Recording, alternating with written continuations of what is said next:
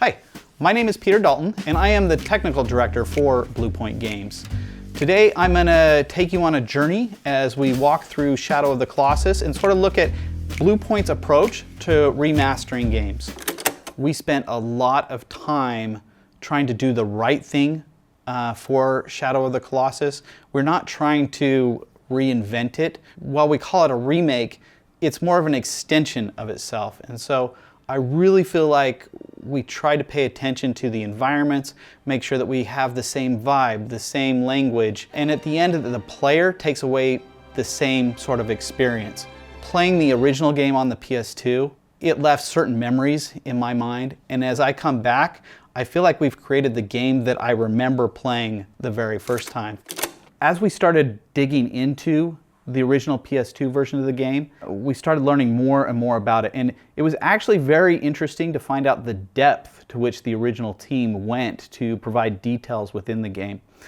Take, for example, it wasn't until later in development that I even realized that the number of birds that are in a scene are actually dictated by the Colossi number that you're on. Oh, the stairs. The stairs are so fun. When we started this game, we found that very early that the size of the stairs did not really match great proportions to human-sized steps. And so Wander felt like he was a mountain climber trying to climb over the top of things. And so we reworked the staircases. However, the minute you rework the staircases, you know, they used to go there and then you rework them so they're not as tall, and now all of a sudden you've got twice as far to go. It took quite a bit to get aggro to actually behave correctly going down a flight of stairs, so it didn't look like he was tromping as he stopped down the stairs. One of the biggest challenges throughout this entire game was our streaming system. Basically breaking up the world, so we would go through and break up areas within here to say here's one area, and then over here's a completely different area that's sort of like a vista, and then behind you we'd have the cathedral, and break those all up into streaming regions so that we could bring them in and out. This area here was quite interesting because not only do we have vista stuff, but we also have a lot of detail that's happening down here with waterfalls and the water flow. And then there's always aspects of the game that are they're difficult to change. In fact, you don't want to change them. You don't want to lose the magic of the original. Like, Aggro is one of those cases. Aggro, his AI, he purposely does not always listen to you, which at times you can find frustrating. You can whistle and call for him, and he doesn't care. And we wanted to make sure that we didn't break any of those behaviors. Other things, we are very strategic about what we pull over. Take Wander's poncho, for example. The original version needed love and needed work and was built on PS2 technology. We reworked the entire poncho using modern day physics, but we also, if you look at it, we kept the bone joints that hang around Wander's waist. Those are actually the original PS2 coder that coded those up. We left those alone because I don't know who that guy is, but he's amazing.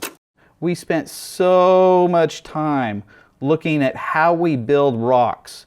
In fact, it's kind of a joke at Bluepoint of how many man hours can you actually spend building rocks. You would think that you would run out of rocks to create, but no, apparently every rock needs to be unique. We have very large rock kits where we would build these faces of these cliffs throughout the entire game, and then sort of piece everything together and take other rocks and sort of wedge them in together to basically create these outlines.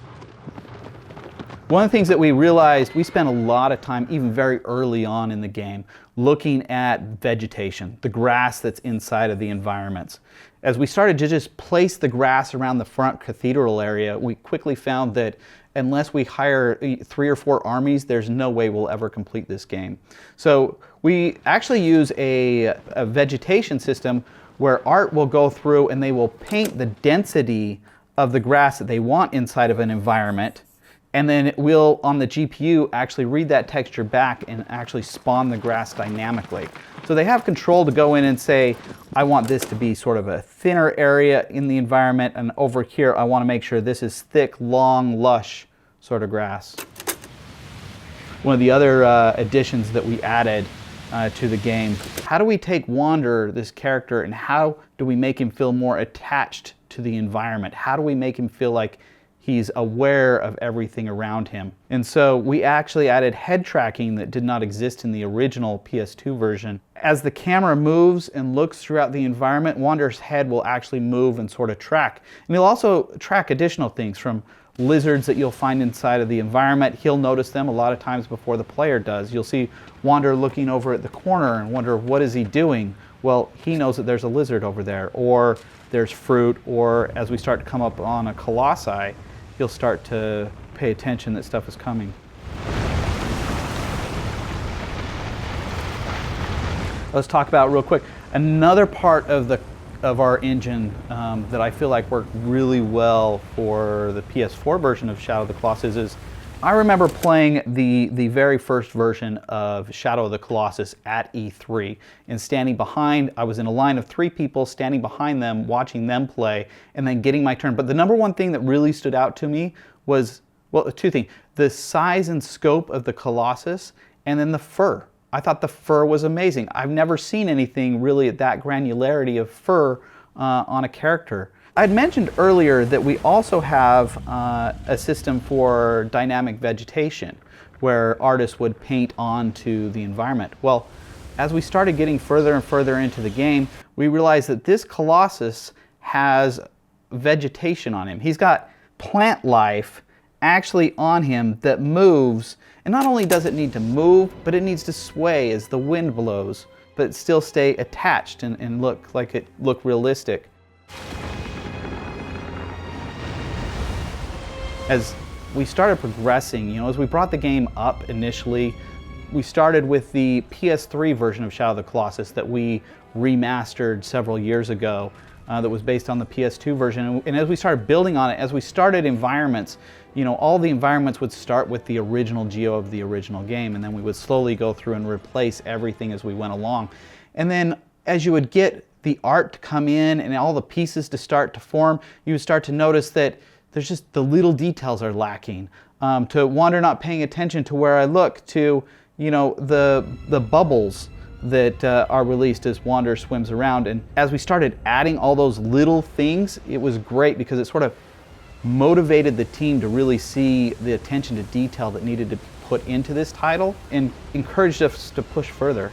And here's a good example. Not only you've got a combination here, there's basically 2 different layers working, where you've got the fur on the Colossus right here that blends in very nicely to the dynamic vegetation system here with all the plants that are actually on him.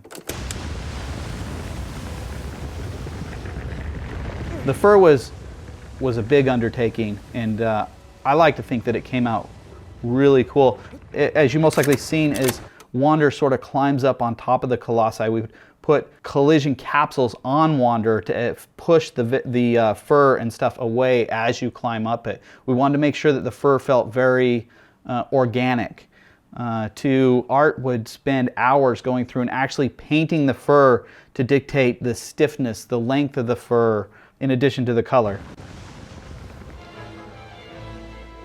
Oh. The blackness that gets spewed as you destroy a weak point on a Colossus. We spent so much time trying to figure out what that should actually look like. And when I say we spend a lot of time trying to figure out what it looked like, it's really going back to the PS2 version, looking at videos after videos after videos of how it's used in the environment, and trying to determine what was the exact motivation and what was the style that they were trying to achieve. So we've done everything from it should be smoky to it should be inky to the combination that we sort of have here in the final product. On a lot of our previous projects that we had worked on, anytime we do a remaster, we would go and work within the original code base that the original team provided. And so we would work on adopting their processes and their art pipeline and everything. And so if there was a behavior we wanted to change, we would go directly into their code and make that change. With Shadow, initially as we started looking at it as a remaster, we thought, okay, maybe we'll do the same thing. The original PS3 version is much more along those lines of taking the Shadow code base and basically modifying the Shadow code base to bring it from the PS2 to the PS3.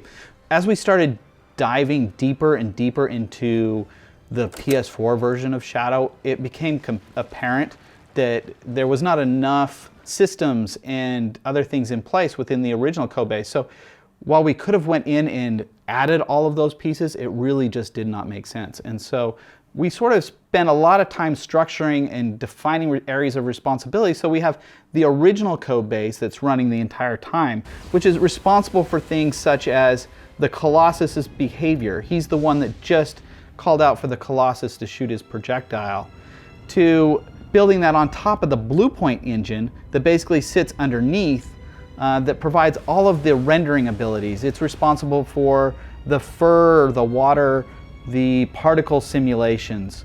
And then we'll also go in and we create these like little hybrid systems, like take Wander for example.